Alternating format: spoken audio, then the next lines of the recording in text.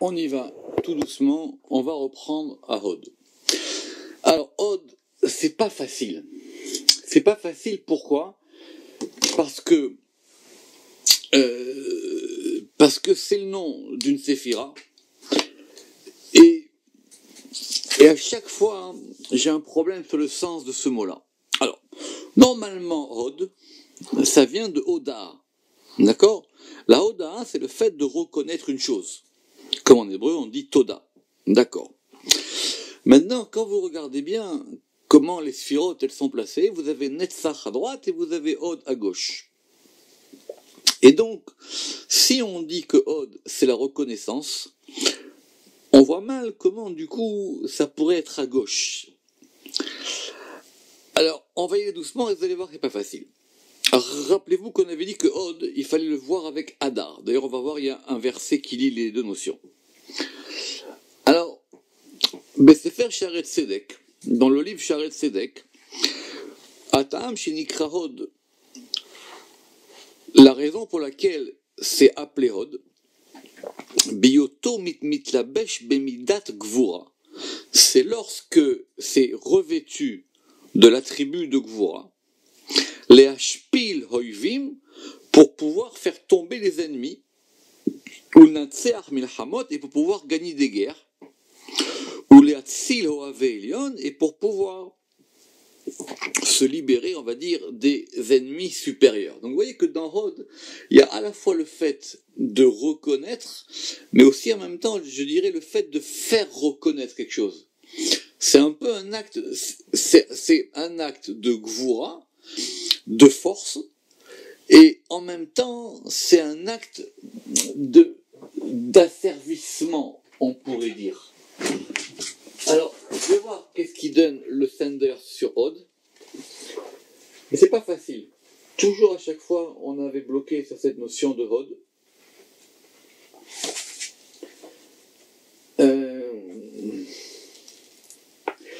C'est ça. Alors, le sender, il traduit par la majesté. Il dit c'est la majesté et c'est souvent suivi de Hadar. Alors lui, il entend ça comme étant une espèce de majesté royale. Mais en même temps, c'est la force et c'est la vigueur. Il dit force, vigueur, beauté. Force, vigueur, beauté. C'est pas évident. Alors, Ve'asodhu, et le mystère en est, Vehodine fach alay le mashrit. Et c'est dans Daniel, en 10:8, et il dit Vehodi, donc si on va d'après la magnificence, a été renversé pour moi comme étant quelque chose de destructeur.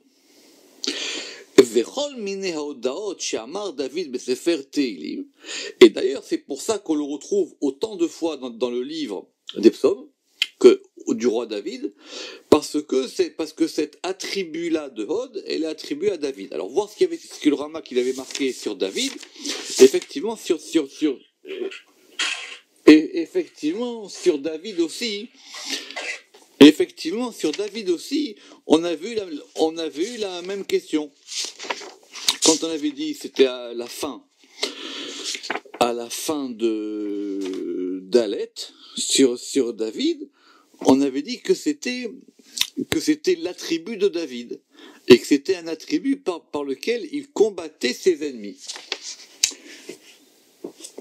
Alors, Vechen Piresh Sefer Haora, et c'est comme ça que c'est expliqué dans Sefer Haora, et dans le Sefer Hashem, Rabbi Moshe de Léon, il dit Gamken Shenikraot Beitlapsha Mergvura. Donc c'est en fin de compte, on va dire, une parure, une magnificence qui va s'habiller de rigueur. Et il a ramené une preuve d'un fameux verset qui parle de la fin des temps, dans les psaumes, en 45:4, Chagor charbecha al yarech, ça veut dire ceins ton épée sur ta cuisse, Gibor odecha vaderecha, héros de odecha, donc héros de ta parure et ta magnificence, et on retrouve les deux termes. C'est un verset intéressant, Rachid dit là-bas que ça parle de la fin des temps, quand les peuples ils vont reconnaître Israël. Et dans les Tikkunim, qui colle Hodou ou Baod. Et Rabbi Shimon bar Yochai, il dit là-bas il dit que dans les Tikkunim, que chaque fois qu'il y a marqué Hodou, c'est lié à Hod. Mais j'ai une question toujours simple. Quand on dit Hodou l'Hashem Kitov, quand on dit louer Dieu, si on traduit Hod par louange, donc c'est une louange de Gvura. On avait résolu le problème justement en disant que pour demander, que pour louer, que pour remercier, c'est un acte un peu de contrition. C'est la meilleure manière de comprendre. La Oda, dans ce sens-là, c'est le fait de reconnaître quelque chose. Bon, c'est complexe. En tout cas, sur cette notion de Hod, il faut savoir comment est-ce qu'on peut traduire ça. J'ai pas vérité de nous on était resté comme étant la reconnaissance, ce qui était pas mal. Alors, on a une forme un peu bizarre du verbe être qui s'appelle heve, he, vav, he. Littéralement, c'est le verbe être à l'impératif. Et il y a un verset qui dit heve gevir le achecha, et tu seras un maître pour ton frère. C'est dans Bereshit 27. C'est dans Bereshit 27-29. Qui c'est qui dit ça à qui? On va voir ça tout de suite. Bereshit 27. Bereshit 27. 29. C'est effectivement lors de la bénédiction de Isaac avec Isaü. Et quand il a béni Yaakov, et il lui a dit Yavducha Amim, les peuples te serviront, Veshtachavu lecha leumim, et se prosterneront devant toi les nations, Heve gavir leachecha, et comment c'est traduit, et tu seras le chef de tes frères.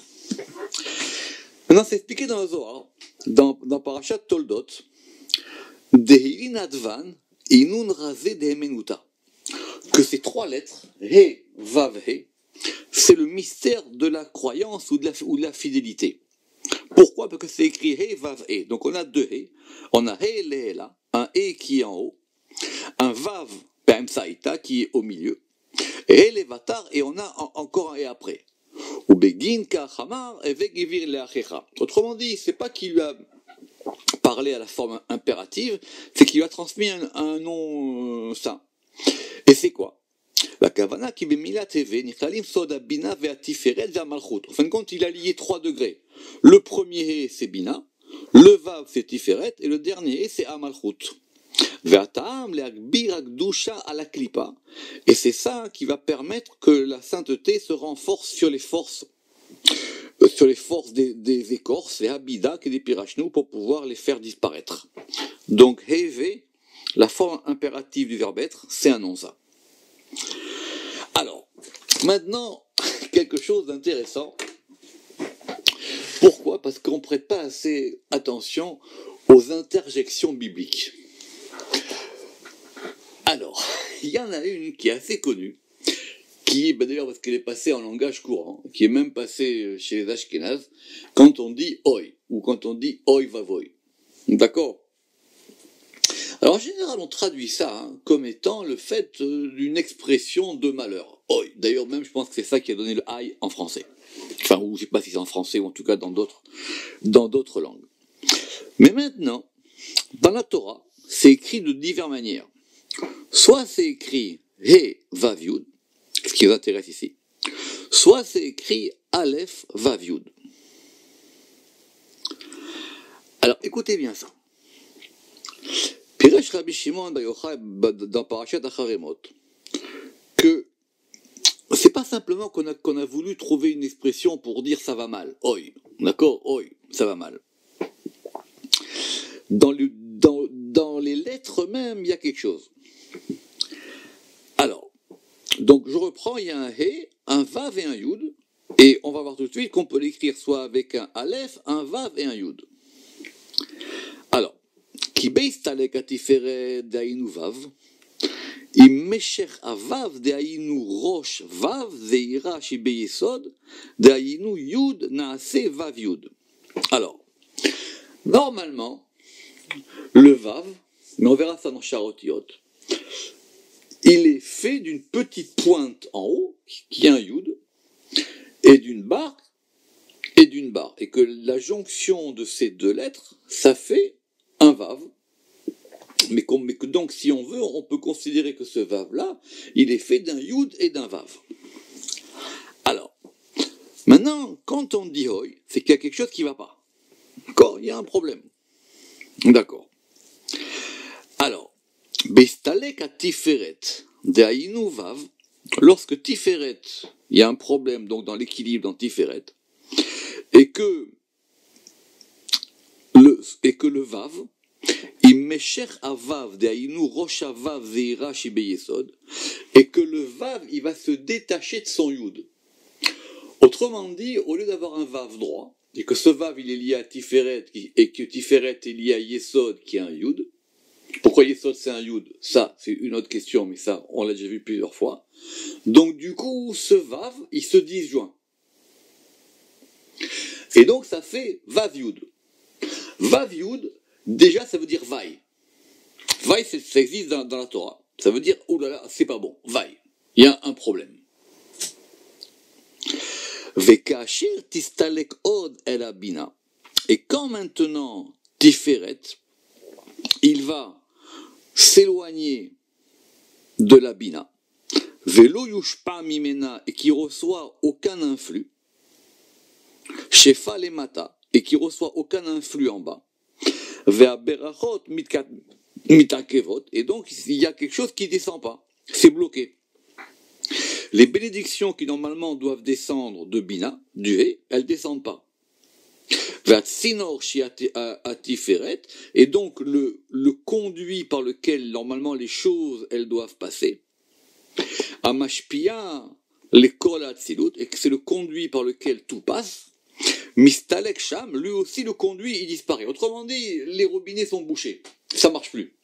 Il y a quelque chose qui descend plus. Techniquement, le Vav, il s'est détaché en Vav et Yud, et le He, il est remonté en haut. Donc ça communique plus. Tout ça, ça forme cette expression qui veut dire oi. Ce qui veut dire que c'est pas qu'on se plaint, c'est qu'on décrit le problème. On décrit le problème. C'est quoi oi ? C'est qu'on décrit le problème. Le e et le vav et le yud, ils sont maintenant complètement disjoints. Mais il y a un e. Et il y a une différence entre le hoi, he, vav, yud, et le hoi, aleph, vav, yud. Accrochez-vous bien, on a déjà vu ça plusieurs fois. Je trouve ça extraordinaire. Yesh chiluk ben hoi le hoi. Et il y a une différence entre hoi avec un aleph, avec hoi avec un he. Pourquoi ? Ki b'makom shenemar hoi, en hagzera mitbatelet b'tshuva she'en sham he she'hi teshuva. Alors maintenant, vous allez me dire quelle différence. Dans le premier, ça s'écrit He, Vav, Yud. Et d'ailleurs, vous pouvez voir dans les prophètes. Hein, ça arrive dans Isaïe, comme des fois il dit Hoi et des fois il dit Hoi. Des fois il dit Hoi avec un He, des fois il dit Hoi avec un Aleph. Quand c'est écrit He, Vav, Yud, la première lettre c'est un He. Ça veut dire il y a des problèmes, mais si vous réparez le He, ça peut marcher. Autrement dit, si vous vous repentez, si vous faites teshuva, alors peut-être la chose elle peut s'arranger. Donc c'est un avertissement. D'accord ? C'est un avertissement. Hoi. Parce que c'est écrit avec un E. Mais maintenant, qui va makom shenemar hoi. Mais maintenant, quand c'est écrit hoi, avec un aleph vav yud, maintenant, vous pouvez plus rien faire. C'est terminé. Tu peux te débattre jusqu'à demain, c'est fini pour toi. C'est remonter dans le Aleph. C'est remonter dans la tête du patron. C'est remonter dans l'unité là-bas en haut. Donc maintenant, la chose, elle a été décidée. Alors nous, on avait dit, mais je comprends pas, est-ce que l'interjection, elle définit, je sais pas, une plainte, un malheur, je ressens quelque chose ? Oui. Mais dans le langage prophétique, ça désigne le problème. Alors le Ramak ici va vite, parce qu'il avait déjà expliqué ça longuement plus haut. On va juste le relire doucement. Veyesh chiluk ben hoi avec un aleph, les hoi avec un he. Ki bamakom shenemar oy en agzera mitbatelet batshuva. Quand c'est écrit oy avec un aleph, la chose mauvaise qui a été décrétée, même le repentir ne peut pas l'annuler. Chez en sham he, shi teshuva. Parce qu'on n'a même pas le he du repentir. Parce que le he c'est la teshuva, le he c'est la bina. Vekacher nomar hoy. Maintenant, quand on dit hoy avec un he, alors là, on peut peut-être encore dire que si vous vous repentez, si vraiment vous allez changer quelque chose, alors peut-être que la chose, elle peut s'annuler. Veteshuva mevatelet. D'accord? Et ça, on l'avait déjà expliqué dans Hoy avec un Aleph. Donc ça, on l'avait vu au début. Vous le retrouverez dans les premiers cours, quand on avait fait le Hoy avec le Aleph. C'était là-bas qu'il avait détaillé ça. C'était dans Jérémie. Oy lanu kifana ayom. Malheur à nous parce que le jour s'est tourné. Et là-bas, il dit que quand c'est marqué Hoy avec un Aleph, c'est qu'on peut plus rien faire. Mais maintenant, effectivement, parce que ça remonte jusqu'au Keter. Et il dit donc du coup que c'est ça la différence qu'il y a entre Hoy et Hoy. Alors il faut regarder là-bas, je vous ai dit, c'était dans le Aleph. Et là-bas, c'était expliqué ça. Mais c'est très intéressant, ça veut dire que tout le langage de la Torah, d'après la Kabbale, c'est pas simplement ça, ça décrit la chose, mais c'est dans la chose elle-même qu'il y a la solution. C'est dans la chose elle-même qu'on comprend la chose. C'est-à-dire que c'est à la fois une question et à la fois la réponse qui est dedans. Alors maintenant, on va revenir sur le hi. Vous vous rappelez, la dernière fois, on avait vu longuement la différence qu'il y avait entre le hu et le i. Simplement, là-bas, il avait mis dans l'article hu, et maintenant, on va voir à l'article i. Alors, i, c'est clair que c'est elle, donc ça désigne au féminin, c'est la troisième personne du singulier. I, qui nouille la malchoute, et donc ça désigne le féminin, qui est le degré de la malchoute. Omnam, bemetsiuta nisteret. Simplement, c'est dans son aspect caché. Évidemment, quand on dit elle, quand on dit i, elle, on ne sait pas qui c'est. On a dit c'est elle. Bemetsiuta anisteret, amishtava el achorma, et c'est elle dans son aspect caché, dans le sens où elle équivaut ici à chorma. Pourquoi il dit ça, la vérité, là, ici, je ne comprends pas vraiment.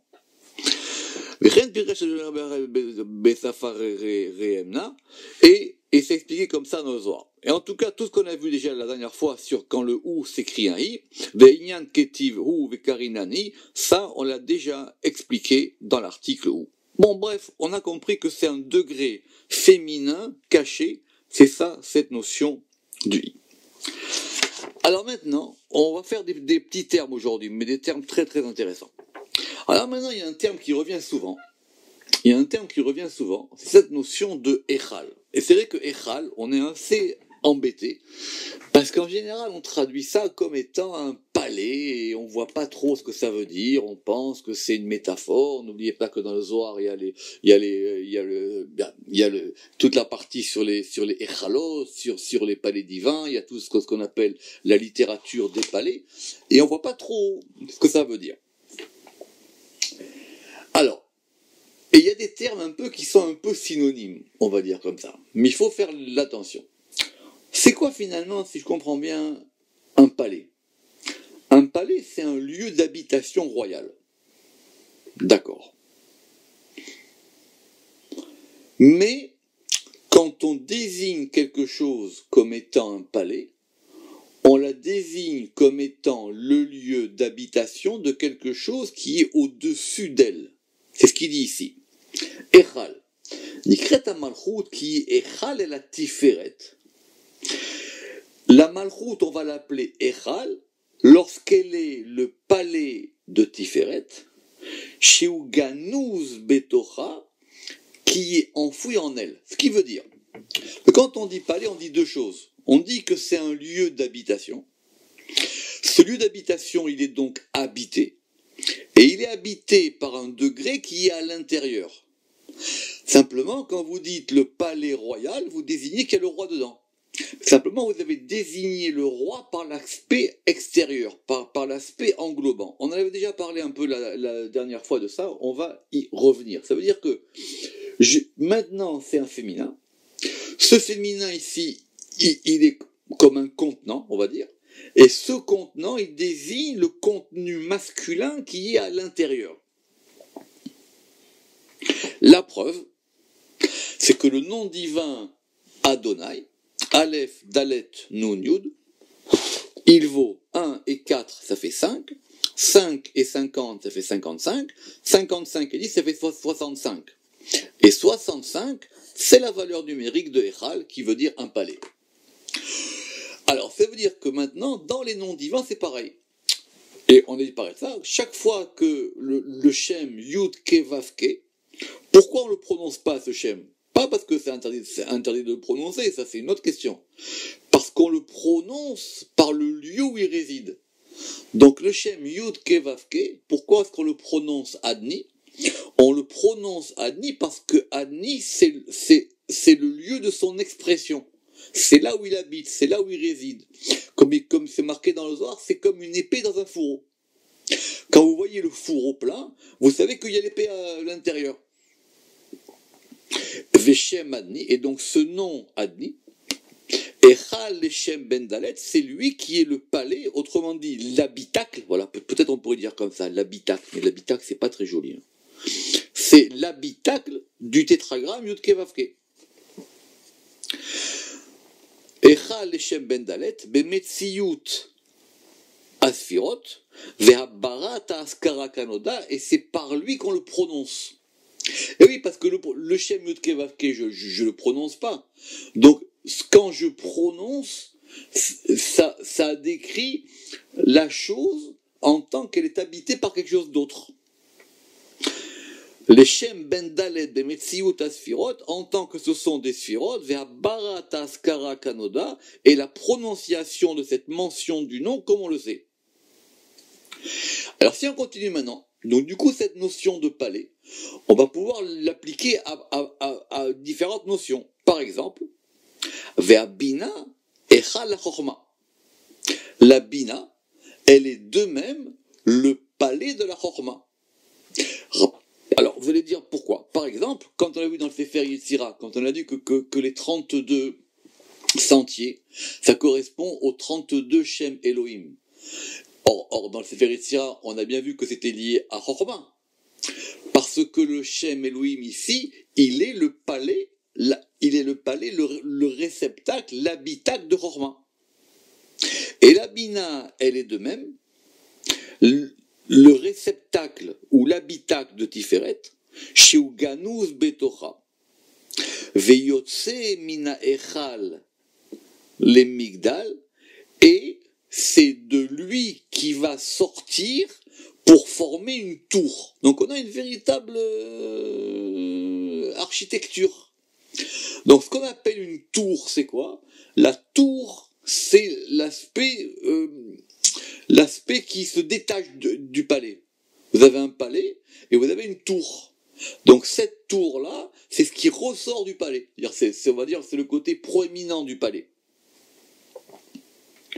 Sheu Teva, Shia Malchut, et comme nous expliquerons ça là-bas à propos de la Malchut. Et c'est comme ça que c'est expliqué dans le Zohar. Alors si c'est comme ça, si maintenant c'est simplement une manière de contenant-contenu, et qu'on va désigner le contenu par le contenant, et qu'on va dire c'est ça un palais, alors il dit, on peut comprendre que dans le Zohar, dans Parashat Lech Lecha, là-bas c'est expliqué que c'est quoi le plus grand de tous les palais? C'est Keter. Qui est Chaloua Keter. Et alors comment est-ce que Keter il est un palais? Ou Pirou Shechal, Akavana, Makom Shebo Kole la Kol. Parce que ici maintenant le Echal, c'est-à-dire c'est ce dans quoi tout est contenu. Et donc c'est Keter à Kolel Kol Hatzilut qui contient toute la Hatzilut. Donc du coup maintenant, au lieu de voir les sphirotes comme étant les unes au-dessus des autres, on va les voir comme étant qui contient qui est à l'intérieur de quoi? Qu'est-ce qu'on voit pas? Qu'est-ce qui ressort pas? Alors évidemment, rappelez-vous que cette notion du palais ici, elle est expliquée dans le sens où le palais, il est habité. Mais si le palais il est déserté, c'est tout le soir là-bas dans Echa, s'il n'y a plus personne, et si Jérusalem maintenant elle est dévastée et qu'il y a plus personne, alors là effectivement ça marche plus. Ici, c'est dans le sens où le palais, il est habité, où il y a quelque chose à l'intérieur. Parce que si ce Shem Adni, si on revient par rapport au Shemot, si ce Shem Adni, il est détaché du Shem Yud Kevavke, c'est complètement différent. Alors on dit non, parce que comme il s'agit du nom divin, alors ça, il faut que ce soit toujours ensemble. C'est pour ça qu'on ne peut pas les séparer l'un de l'autre. Alors il dit maintenant, si on regarde ça d'un point de vue encore plus global, c'est Keter qui contient tout. ופירושך לכוונה מקום שבו כולל הכל. דהיינו כתר, הכולל כל הצילות. ועל כל פנים, donc, conclusion, Echal, chaque fois qu'on va employer cette notion de palais, Romez el ha-séphira she'advarim nichnazim ba, ça va indiquer à n'importe quel degré la séphira dans lesquelles des choses sont enfouies en elle. Et c'est comme ça qu'on comprendra quand on fera l'apport des chalot, mais on avait déjà fait tout les chalot dans le Zohar, qu'on comprendra toute cette architecture complexe des palais. Parce que quand on a l'architecture des palais, quand on verra Shar à Echalot, on verra qu'il n'y en a que 7 des palais. Et donc ces palais, ils sont à chaque fois comme des étapes ou comme des lieux d'habitation de choses qui sont à l'intérieur. Velachen, yaches akinu yazé les kol asfirot. Et c'est pour ça qu'on va pouvoir appliquer cette attribution de palais à toutes les séphirot. Ou ba keter mityaches gamken, et à plus forte raison à keter aussi. Mipne chez Bo Ganouz Akol, parce que c'est dans le Keter que tout est enfoui. Besod Atzartzachot, Kedepirashnu Beshar Atzartzachot, et ça c'est par le mystère des nitessences, comme on l'a vu dans l'apport des essences. C'est quoi cette notion de Tartzachot? Je ne vais pas refaire l'apport de Tartzachot, parce que Keter aussi, c'est aussi le lieu dans lequel le En-Sof va habiter. Alors, maintenant, on va faire une notion problématique. La halacha. Alors, pourquoi c'est problématique? Parce que on a l'impression qu'on sait ce qu'on sait, enfin on croit qu'on sait ce qu'on sait, enfin ce que c'est, et c'est compliqué. Alors, les modernes, ils ont tous pensé que la halacha, ça indiquait, alors la halacha, tout le monde sait ce que c'est, j'espère que c'est, en gros, c'est ce qu'on désigne comme étant la loi juive. D'accord? Comme étant la loi juive ou la loi qu'on a décidée. D'accord? Alors, on va prendre un peu de temps, on a le temps pour voir cette notion de halacha, c'est un peu compliqué. Alors, je disais, les modernes, on dit que la halacha, ça vient de la halor. Ça veut dire de aller. D'accord. Et je sais pas pourquoi, les gens ont pensé que la halacha, ça désignait le fait que ça désignait un mouvement. D'accord? Ça veut dire que la halacha, ça bouge. Alors, c'est toujours pareil, c'est faux et c'est pas faux. Alors, reprenons déjà le pshat. C'est quoi le pshat? C'est qu'on a une mitzvah.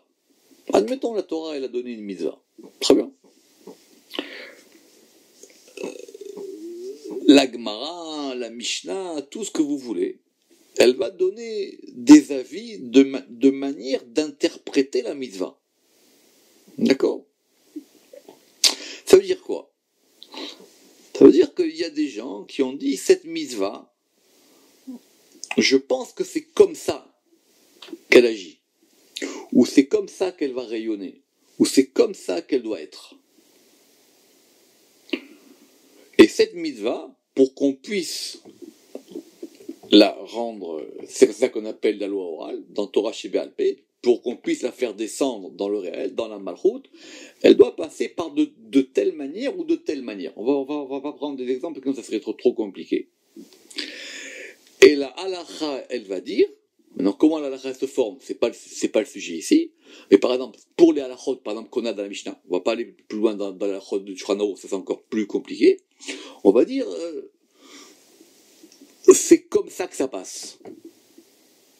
D'accord? Autrement dit, c'est simple, on a un chemin, et un il va dire, pour moi, ce chemin, il va de là à là, et l'autre, il va dire, ce chemin, il va de là à là. Et donc, on va maintenant dire, c'est lequel des deux chemins, ou des trois, ou des quatre, peu importe, on verra, il va expliquer ici la halakha kerabim, par exemple, quand on va décider à la majorité, par quel chemin ça passe. Mais, c'est pas qu'on veut voir le fait que ça bouge, on veut voir c'est par où il faut passer. Par où il faut passer. Alors, on va essayer de comprendre maintenant ce que ça veut dire ici. Alors, la halakha, i ashrina.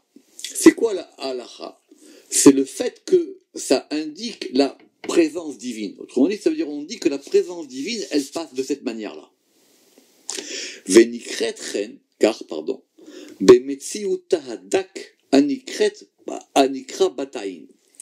Et elle s'appelle ainsi, la shrina, dans son aspect le plus subtil. Évidemment que c'est compliqué la halakha, parce qu'on veut maintenant déterminer par où ça passe. On veut déterminer maintenant par où cette mitzvah ou cet ordre de la Torah, maintenant il va passer dans le réel. Je comprends par quel chemin il passe. Comment ça va passer? Et cet aspect de la shrina, qui est l'aspect le plus subtil, c'est ce qu'on appelle la pupille. Bon, ça, c'est une autre question, on verra on l'a déjà vu dans Bataïn, on va dire que c'est l'aspect éclairant de l'œil. Première notion. Après, on a une notion qui est Vezeu halacha le Moshe Misinaï. Quand on dit que c'est une loi qui vient depuis Moshe, depuis le mont Sinaï. Ça existe souvent, des choses halacha le Moshe Misinaï. Pourquoi? Alors, chez Akavana, chez I, Kalat Moshe. Alors, halakha ici, on va lire Kala. Kala, ça veut dire c'est la fiancée. Ça veut dire que c'est l'acte, c'est le pendant féminin qui va faire que maintenant il va y avoir une union. Il y a une union entre la loi telle qu'elle est écrite et telle qu'elle va se vivre. Alors quand on dit halakha le Moshe Misinaï, c'est-à-dire que maintenant ici c'est dans le sens où elle est la fiancée enfin la fiancée ou la femme de Moshe. Besod Metziyut Yud Asher là, dans le sens du Yud qui est en elle. Bon, ok, on va pas rentrer là-dedans, c'est un peu compliqué. Comme c'est expliqué dans Shar à Metziyut, et c'est comme ça que c'est expliqué dans les Tikkunim. Donc on va dire que la halakha ici maintenant, c'est le fait qu'il y ait une union, qu'il y ait quelque chose qui se passe. Les gens, ils veulent sortir de la mitzvah. Mais non, il faut rentrer dans la mitzvah. C'est l'histoire, c'est qu'il faut rentrer dedans. D'accord? C'est qu'il faut rentrer dedans. Mon frère, il a raconté une histoire aujourd'hui, il a dit, il y a 30 ans, il était chez un rabbin, et un rabbin, il a fait un cours sur Shabbat.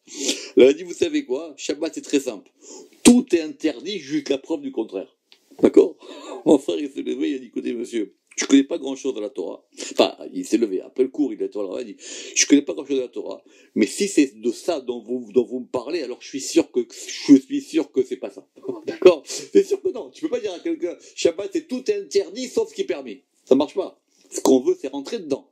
On veut pas sortir. On veut rentrer.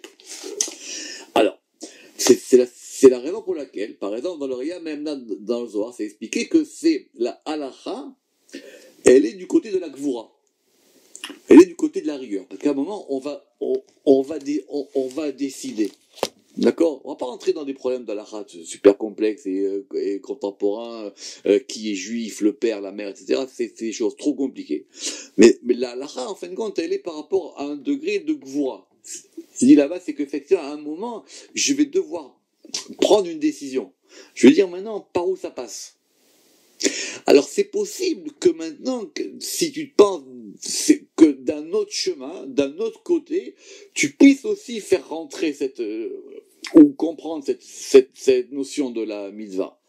Mais le principe de la halakha, c'est de dire à un moment, je vais décider que ça passe par là. C'est ça la halakha, c'est-à-dire ça passe. passe par là. C'est-à-dire la chose pour qu'elle passe de ce côté-là.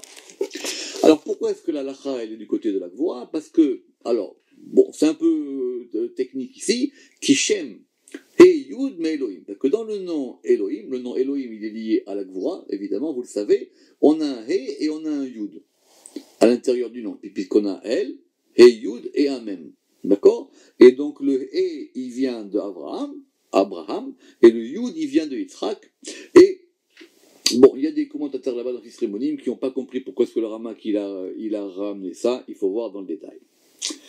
Alors maintenant, on a encore, tant qu'on est dans l'Alacha, on a une notion qui s'appelle Alacha Kerabim. Alors bon, c'est pas toujours le cas, mais des fois, on va par exemple décider l'Alacha à la majorité. Bon, c'est pas la majorité des gens qui votent dans l'Assemblée, c'est la majorité des gens qui sont par exemple dans la Gemara ou etc. Biyota Mekabelet. Alors c'est quoi Alacha Karabim? Donc c'est pas du tout la majorité, il y a 15 voix contre 12. Biyota Mekabelet mi Gimel Avot.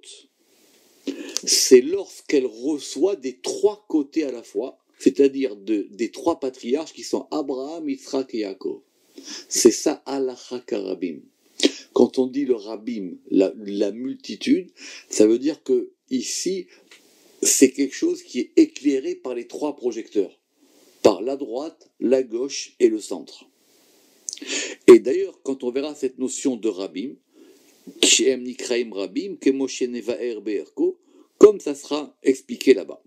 Donc Rabim, c'est pas tous. C'est que justement, quand on dit la halacha karabim, que la halacha elle est comme la majorité, ça veut dire qu'on a réussi dans cette halacha-là à mettre tous les projecteurs à la fois. Ou, Tikunim, et dans les Tikunim, c'est expliqué là-bas que la halacha, que une chose, elle va se nommer une halacha, kasher iben netzach vaod.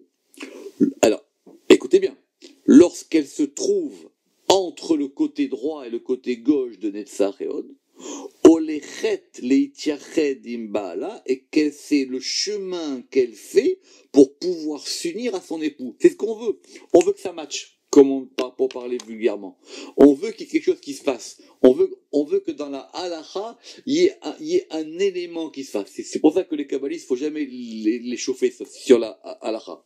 Parce que si vous leur demandez leur avis, il y a beaucoup de choses avec lesquelles ils seront d'accord, ou peut-être des fois, ils seront encore plus durs que les autres choses. Vous voulez un exemple? Vous voulez un exemple simple? Allez, j'ai 5 minutes. Peut-être que je le couperai au montage. On a posé à propos du confinement, la question de est-ce qu'on peut se rendre quitte d'une mitzvah par internet? D'accord? Très bien. Donc par exemple, est-ce qu'on peut faire le Kaddish? Est-ce qu'on peut faire la Haggadah? Est-ce qu'on peut lire la Megillah, etc., etc., etc. Bon, je ne parle pas maintenant du fait d'avoir un lien social. C'est sûr que le lien social, il se fait par internet. Très bien. Et quand vous regardez toutes les discussions sur la halacha, vous allez voir que tout le monde s'est pris la tête dans des histoires super compliquées. Est-ce que le son il est vraiment retransmis en direct? Est-ce qu'il y a un décalage? Est-ce qu'on est dans le même lieu? Est-ce qu'on n'est pas dans le même lieu? Bref, des discussions sans fin. D'accord?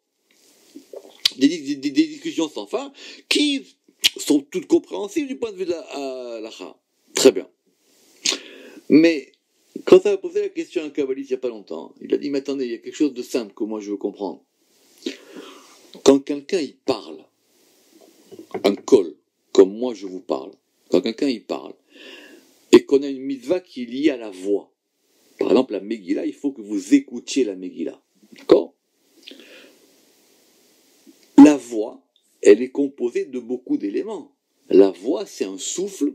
On a vu, c'est des lettres qui vont être exprimées par la bouche, les cinq, ce qu'on appelle les Chamisha Motzot tapés. Donc, la voix, c'est un tout. On verra dans Sefer Yetzira l'importance de ce que c'est cette notion de kol. Très bien. Quand vous êtes en face de moi, cette voix, elle peut passer d'une personne A à une personne B. Maintenant, le fait que, par exemple, comme je vous parle maintenant derrière un micro, c'est pas la peine d'avoir fait des études supérieures de technologie pour comprendre que cette voix, elle est reconstituée. C'est-à-dire qu'en gros, l'appareil, il prend la voix, il va la transformer en élément binaire, et il va vous la reconstituer. Alors, c'est vrai que vous m'entendez, c'est vrai que vous allez me reconnaître, vous savez que c'est moi, c'est vrai que vous allez comprendre tous les mots, mais c'est plus la voix. Or, si on comprend que dans la mitzvah, le plus important, c'est la voix, alors ça marche pas. Autrement dit, il y a la voix et il y a le message. C'est pas la même chose. D'accord? Très bien. En tout cas, le Ramak il conclut et il dit évidemment, il faut faire une distinction entre ce qu'on appelle halakha de façon générale et une halakha qui vient de Moshe au mont Sinaï. Alors, on a encore un peu de temps, le Hallel. Alors, le Hallel, c'est beaucoup plus simple. Vous savez qu'il y a plusieurs termes pour désigner les louanges, les Hallel, les Tishbachot, les Odaot, mais Hallel, en gros, ça veut dire louer, d'accord? D'ailleurs, on trouve le Hallel, c'est le fait de louer. Et vous savez que le Hallel, c'est quoi? Le Hallel, ce sont une série de psaumes qu'on a rajoutés et qu'on va dire à certaines occasions particulières, par exemple à Rosh Chodesh, aux fêtes, etc. Et il y a deux types de Hallel, j'espère que tout le monde sait. Il y a ce qu'on appelle le Hallel Gamour, il y a le Hallel Sheheno Gamour, et il y a le Hallel complet et le Hallel qu'on appelle abrégé. Autrement dit, on a mis ensemble une série de psaumes, et cette série de psaumes, soit elle est courte, soit elle est longue. D'accord? Alors, et qu'est-ce qu'on veut? C'est qu'à des moments particuliers, on va faire des louanges. D'ailleurs, on va y revenir après dans le fameux Alléluia. Alors, il y a chez Pirchou qui a Gamour ou Besod Abina, et chez nous Gamour Besod Amalchut. Autrement, et quand on fait le Hallel complet, donc ça c'est lié à la Bina, c'est-à-dire qu'effectivement ça remonte plus haut, et quand on fait le Hallel abrégé, c'est lié à la Malchut. V'anachon Gamour i Besod Levana Bimloa, et chez nous Gamour Besod Begimata. Alors, Ramak est très bref, et il dit donc, pour moi, si je comprends bien, le Hallel complet, c'est lorsque la lune, elle est pleine, et le Hallel incomplet, c'est quand la lune, elle est dans le mystère de sa déficience. Autrement dit, c'est quoi? Et tout de suite, on va faire la jonction avec le fameux Alléluia. C'est quoi une louange, dans le sens biblique? C'est quoi le Hallel? C'est quoi le Hallel? C'est que, il y a quelque chose qui se passe dans un moment donné, d'accord? Dans ma vie où je reçois quelque chose. Et cette chose-là, maintenant, elle va me marquer. Elle va me marquer. Elle va provoquer quelque chose en moi. Et cette chose en moi qui est provoquée, je vais vouloir la dire. C'est ça le Hallel. Je veux dire cette chose-là. D'accord? Entre parenthèses, c'est pour ça qu'on ne fait pas le Hallel à n'importe quelle occasion. Autrement dit, c'est comme la lune qui reçoit la lumière du soleil. D'accord? Et donc maintenant, comme elle reçoit, elle va refléter ce qu'elle a reçu. Alors soit elle reflète complètement, soit elle ne reflète pas complètement. Juste pour ceux qui veulent faire dans les kavanotes, quand on fait la bracha ligmor et à Hallel, retenez que ce sont les initiales de Léa. Ligmor et à Hallel. Et Léa, c'est la Bina. On veut arriver à ce degré de reconnaissance. Et alors, maintenant, on va comprendre le Alléluia. Alors, c'est quoi ce Alléluia? Alléluia, évidemment, c'est un mot hébreu, mais qui est passé partout. D'ailleurs, même quand des gens aujourd'hui, ils gagnent au loto, ils disent Alléluia, ou je ne sais pas pourquoi, ils disent tout le temps Alléluia. Alors, c'est quoi cette notion de Alléluia? Alors, littéralement, on pense que c'est Alléluia. Ça veut dire louer Ya. Louer Yudke. Alléluia. Alors,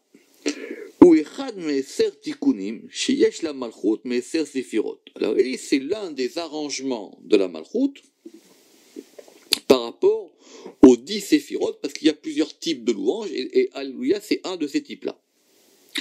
Ou mitzad atiferet, yeshla Alléluia vekol inyan hilul. Alors maintenant, cette notion de hilul, puisque c'est ça la racine verbale, de hilul, c'est quand la malchoute, elle va remercier ou elle va se joindre dans cet acte de remerciement par rapport à Tiferet. Et c'est comme ça que c'est expliqué dans les Tikkunim, dans le Zohar, dans Parashat Vayishlach. Écoutez bien. Piresh. Ki Alléluia ou Shvach, she'ashrina meshavechet la Tiferet. C'est lorsque la Shekhinah, la présence divine, elle va remercier Tiferet. Et dans ce remerciement du masculin, du féminin vers le masculin, ça s'appelle Alléluia. Mais le Alléluia, on va le comprendre comme étant Hallel Yud Kevav. Autrement dit, c'est la louange de Yud Kevav. C'est pas Alléluia, c'est pas la forme loué, L-O-U-E-Z, loué Ya, c'est Hallel Yud Kevav. Alors, comment ça marche? Hallel Yashrina Malchut. Hallel ici, ça indique la Shrina qui est la Malchut, et elle s'appelle Hallel parce qu'elle est dans un rapport de louange perpétuelle avec Kocha Berechou. Et dans ce rapport de louange perpétuelle, elle loue pas sans rien. Elle loue parce qu'elle va se lier à un nom qui s'appelle Yud Kevav.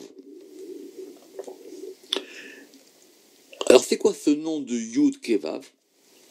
Ve'inyan sod otiyot ele vav Yud Ke ou Beuro. Ça veut dire quoi? Shei meshabechat le tiferet sheu vav. Alors, ça veut dire qu'elle va dire, je prends le vav, et ce vav là maintenant, il a un yud et il a un he. Autrement dit, le vav de tiferet, il est kaloul mais chochma ou bina, il est totalisé avec chochma ou bina. Et les deux, Chochma et Bina, ils sont ensemble, donc ça fait Yud-Ke. Ce Yud-Ke et ce Vav, ils sont unis. Et donc ça fait Yud-Ke-Vav. Et elle dit, je loue ce 3 degrés. Autrement dit, c'est quand elle est dans un rapport d'unification. C'est quand elle est dans un rapport d'unification aux choses. Elle est unie aux choses. C'est le Hallel du Yud-Ke-Vav. Ça veut dire elle ressent qu'il y a quelque chose d'uni, Yud Kevav, et ce qu'elle ressent, elle exprime par une louange qui est le Hallel Yud Kevav. Alors on va terminer par quelque chose qu'on n'avait pas enregistré. Ça va pas prendre beaucoup de temps, mais c'est important. Parce qu'on l'avait vu dans le Zohar, dans Parashat Noach, et j'avais dit qu'il faudrait qu'un jour je l'enregistre. Pourquoi? Parce que c'est cette notion de Hineni. Hineni, me voici. Alors, Lévinas a consacré beaucoup de choses à ce fameux me voici, d'accord? La présence je sais pas, tous les trucs philosophiques qu'on peut trouver, l'être qui se déclare le Hineni, d'accord? Hineni, me voici. Car Abraham, il dit Hineni, me voici. Nous, ce qu'on avait vu dans le Zohar, c'est que c'était encore plus fort. C'est que c'était Dieu lui-même qui le disait. Puisque dans Parashat Noach, Dieu dit Va'ani neni mevi et mabul ma'im al haaretz. C'est Dieu qui dit, et moi, me voici, je vais apporter un déluge d'eau sur la terre. Donc non seulement c'est Dieu qui le dit, le Hineni, donc c'est quoi cette présence divine du Hineni, et en plus c'est marqué là-bas Ani Hineni, moi Hineni, d'accord, va Ani Hineni. En plus le Zohar il a fait remarquer, voir dans Parashat Noach là-bas c'est dans 64b, que le Zohar là-bas il a dit va Ani, et en plus il a dit et moi. Alors ce qui est intéressant c'est que toutes les voix, quand j'avais vu ça dans les textes philosophiques, et les finances, il sent bien le truc, il dit que c'est le fait que je suis tout à quoi. Et Hineni, me voici complètement. Me voici complètement. Sauf que, on a vu que le Hineni, ça indiquait maintenant le fait que il y a quelque chose qui va se passer. Chaque fois qu'il y a marqué Hineni, c'est par rapport à quelque chose de dur qui va se passer. Qu'Abraham, il dit à Dieu et Inéni, ça veut dire, il dit, je sais maintenant que tu vas me demander de sacrifier mon fils. Donc c'est pas Inéni, me voici, je suis tout à toi. Il dit, je sais maintenant qu'il y a quelque chose de Goura qui va se passer. Inéni, il y a Malchut. Donc Inéni, évidemment, ça indique une présence, ça indique le fait qu'il y a quelque chose qui se passe, donc ça c'est lié à la Malchut. Bechinata levada, beli istaref elea bechina acheret mea bechina shel asfirot klal, mais c'est elle toute seule. C'est la Malchut associée à rien du tout. Elle est toute seule. Vehu more aladin, et donc ça indique de la rigueur. C'est pas une présence totale. La présence totale, c'est quand elle va s'appeler la Kala. C'est quand elle va être liée au tout. C'est quand ça sera dans le Alléluia. C'est ce qu'on vient de voir. Mais le Ineni, Bechinata levada blistaref elea bechina, c'est-à-dire dans son aspect seul, alors que ne lui est associé aucun autre aspect. Mais à Bechina chez la Séphirot Klal, aucun autre aspect de toutes les Séphirot. Veu moré à la dîne, et ça indique de la rigueur. Donc c'est pas me voici, c'est maintenant je sais que je suis tout seul. Je suis tout seul.